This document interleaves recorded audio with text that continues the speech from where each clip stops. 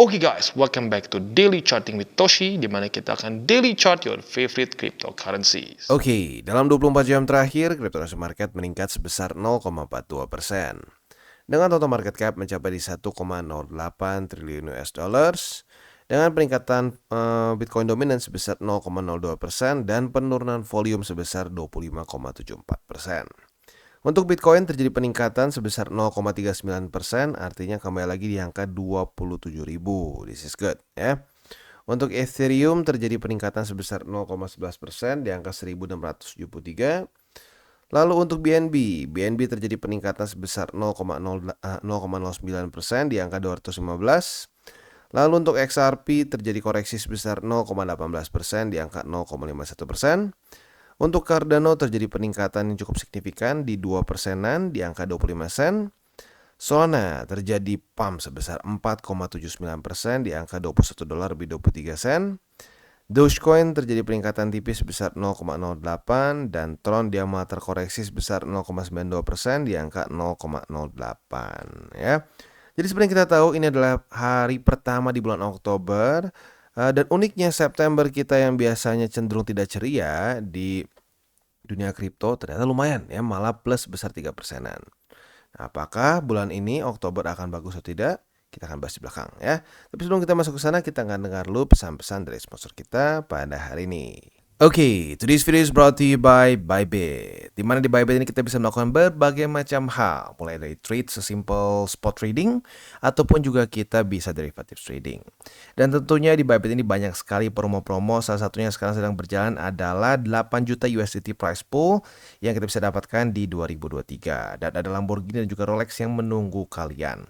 Dan juga buat kalian tertarik untuk masuk di Bybit, ada juga sign up bonus mencapai 5.000 USD ya. Di sini tentunya kita bisa lakukan berbagai macam hal ya, trade berbagai macam aset class juga. Buat kalian tertarik bisa silakan menggunakan link reflektif di bawah, dan buat update mengenai mengenai segala macam hal yang paling baru mengenai Bybit bisa cek di link description kita di bawah. Dan sekarang kita masuk ke economic calendar, kita geser dulu ke GMT plus 7.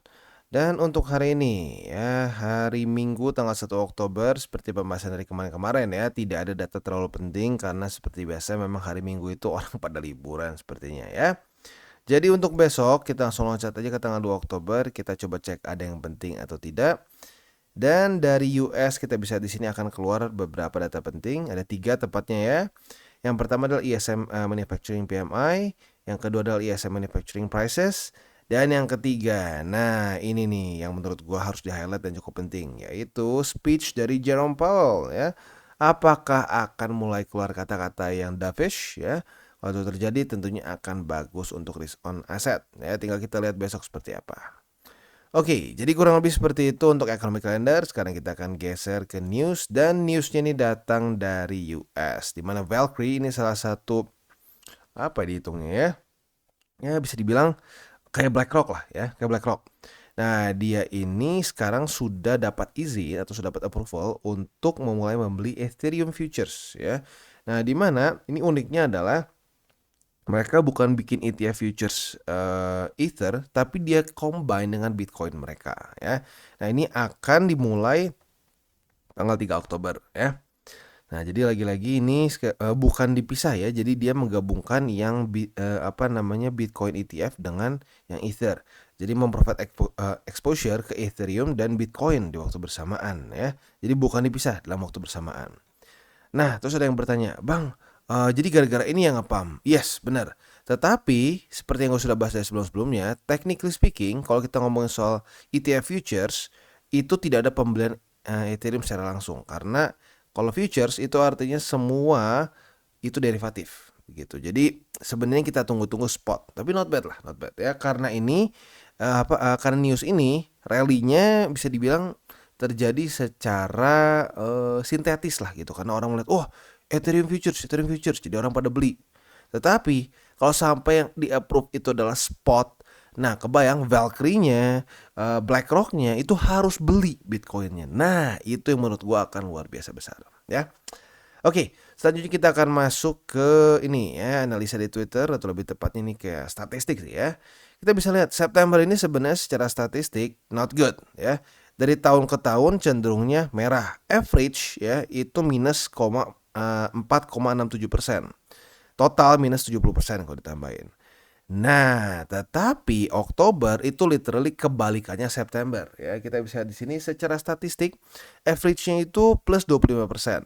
Tahun lalu plus 5%, 2 tahun lalu plus 39%, tahun 2020 dia plus 28% dan seterusnya ya.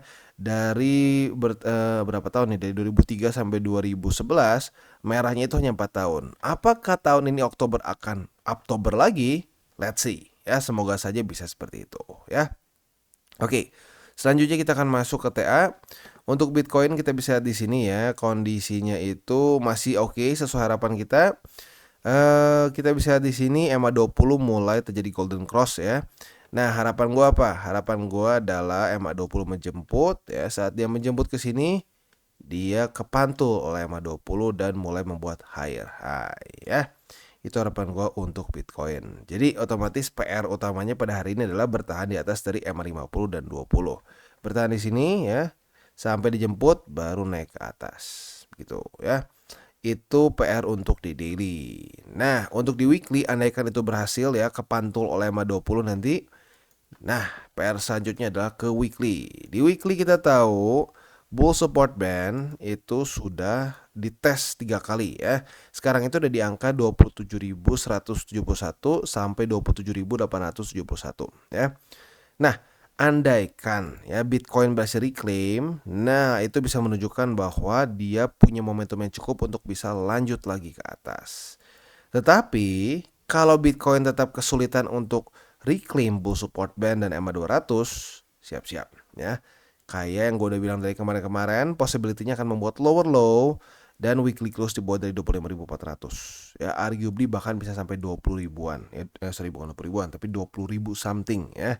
Jadi kurang lebih seperti itu untuk Bitcoin. Selanjutnya kita akan masuk ke indeks dolar. Untuk indeks dolar kita bisa di sini ya, ini masih weekend, otomatis masih belum buka. PR-nya langsung gua sebutin aja. PR-nya adalah dia retest lagi ke 105.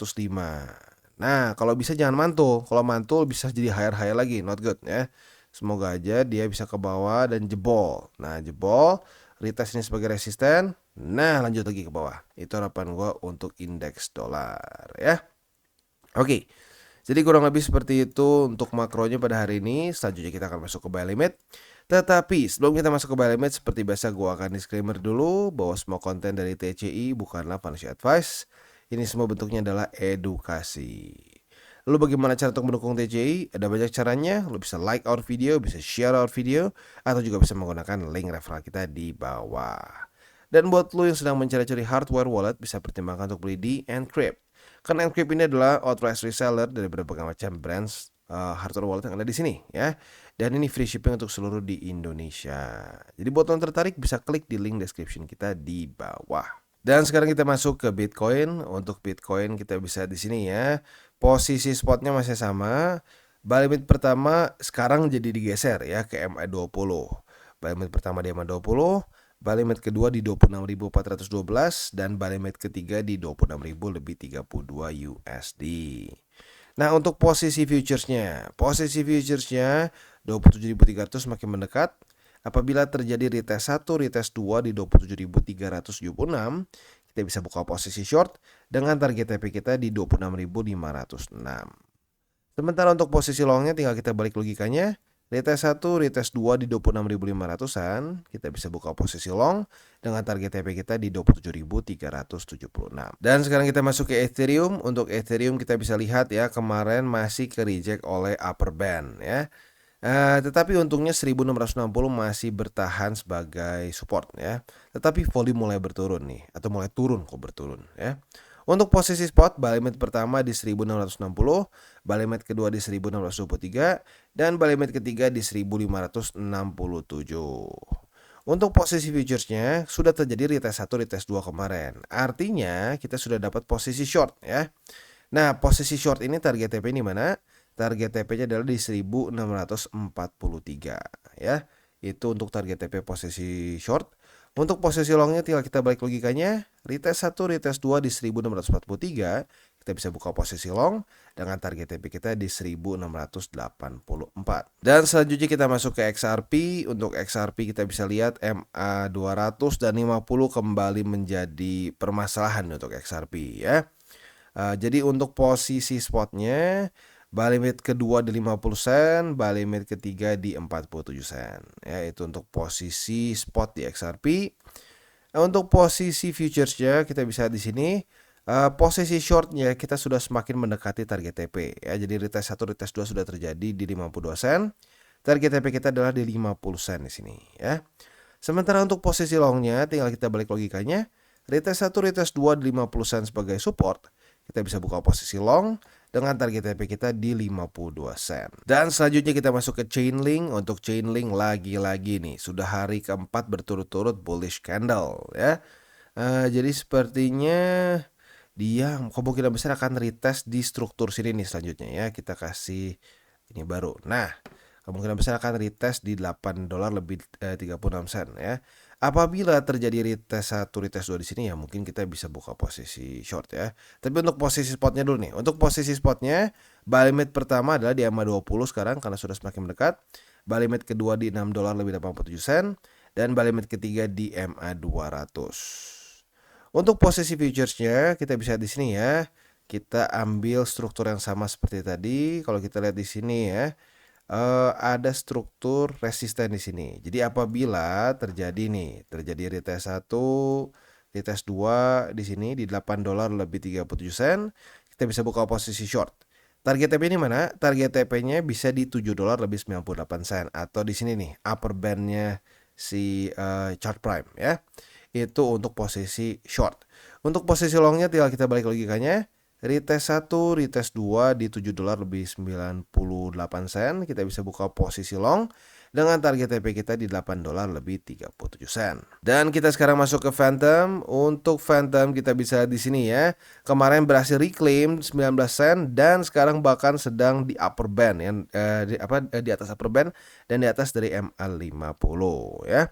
Jadi untuk posisi spot ada perubahan tentunya ya. Buy limit pertama jadi di 19 sen, buy limit kedua jadi di MA 20 dan buy limit ketiga di 18 sen ya.